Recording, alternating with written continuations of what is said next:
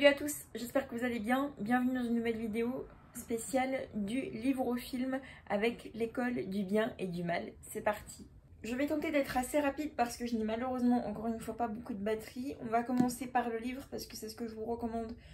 Je vous recommande plutôt, on va dire ça comme ça, de le lire avant de regarder le film. Vous saurez directement mieux quels sont les personnages, tout ça.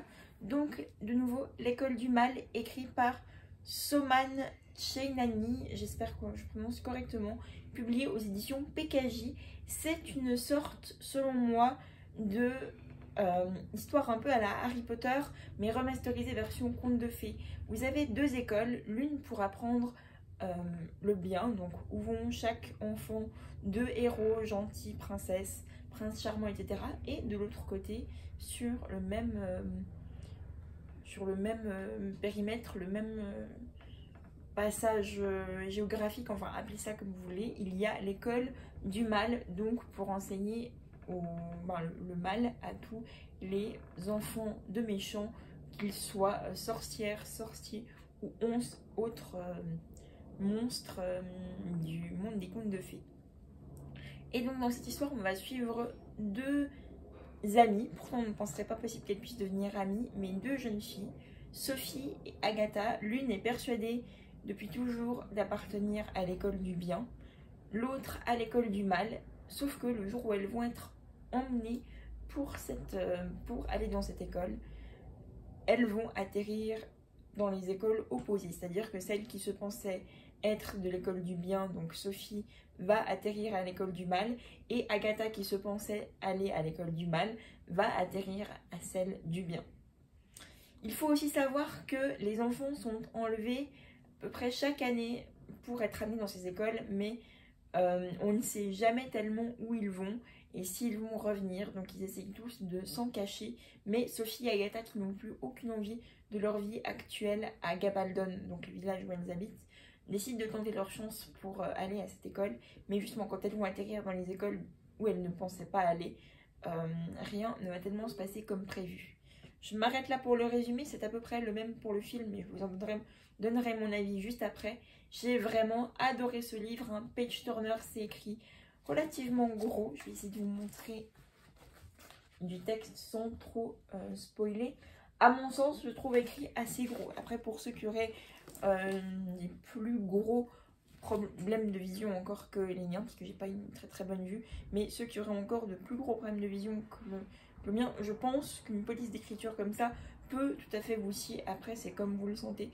Mais voilà, pour moi, ça m'a très bien convenu. J'ai pas tellement de points négatifs à dire à cette histoire. C'est vrai que je vous expliquerai après par rapport au film, j'appréhendais qu'il reproduise certaines scènes au niveau du côté un peu trash de certaines descriptions, mais ça n'a pas été le cas, donc j'étais extrêmement soulagée. Mais pour moi, j'ai passé un excellent moment de lecture.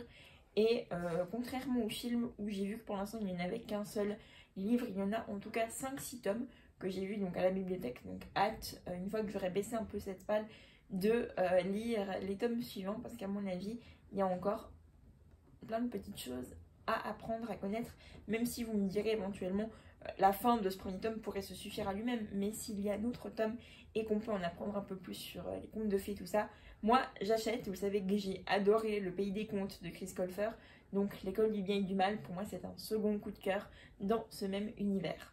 Et on termine avec un avis très court sur le film, donc même résumé que pour le bouquin, deux écoles, deux amis, dont on ne penserait pas possible une amitié entre une princesse, enfin une gentille et une sorcière, comme on appelle ça dans le jargon du livre, et pourtant celle qui se pensait dans le bien va atterrir dans l'école du mal, et celle qui se pensait être du mal va atterrir dans l'école du bien. Vous commencez à connaître la chanson. Le film est vraiment super bien produit, respecté par rapport au livre aussi, parce que c'est rare d'être tombé sur des livres qui respectent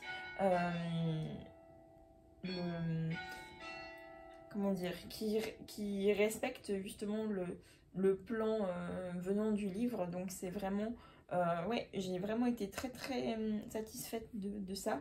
Je m'attendais à être déçue du film par rapport au livre, et ce n'a pas du tout été le cas. Dans les actrices que l'on a de connues, nous avons Comment elle s'appelle?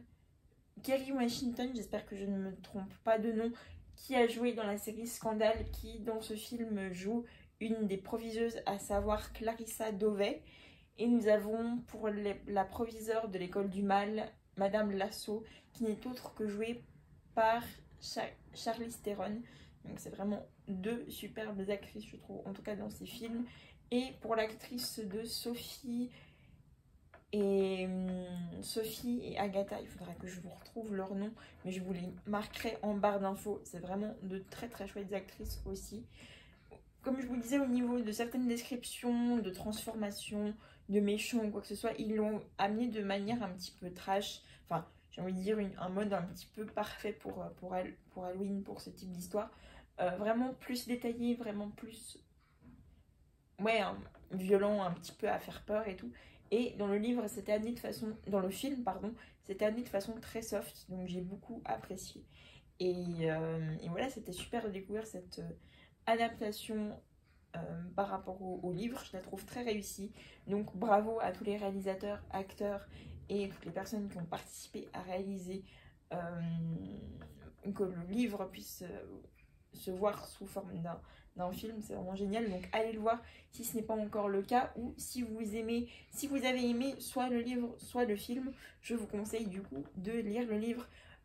Si vous avez envie de vous imaginer les personnages un peu autres, ou alors au mieux, si vous avez lu le livre, si vous voulez lire le livre et que vous n'avez pas encore vu le film, je vous conseille de lire le livre avant, pour permettre à votre imagination, voilà, de se faire son propre avis avant de regarder le film, ou même inversement. Comme ça, vous ne serez peut-être pas déçu de ce que vous avez imaginé dans le livre par rapport à ce qui est dans le film.